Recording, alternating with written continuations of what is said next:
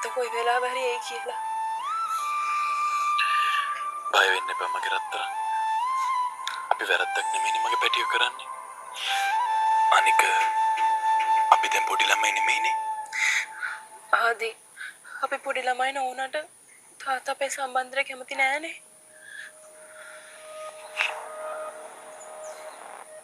තාත්තට මාව තේරුම් ගන්න බෑ.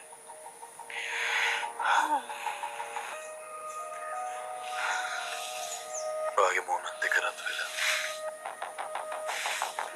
ආදී මට ජීවිතේ කවදාවත් මේ තරම් බයක් දැනලා නැහැ.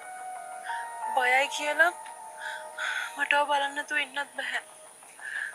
ඔයාගේ මේ හුස්මෙන් දැනෙන උණුසුම මට ඒක හැමදාම දැනෙන්න ඕනේ. ඒ උණුසුමට පුළුවන් මම ජීවත් කරවන්න. මටත් ඒ වගේම තමයි රත්තරන්. මටත් ඔයාගේ මේ උණුසුම දැනෙන්න ඕනේ. මන් දන්නේ මං කොහොමද ජීවත් වෙන්නේ මේක නැතුව කියලා.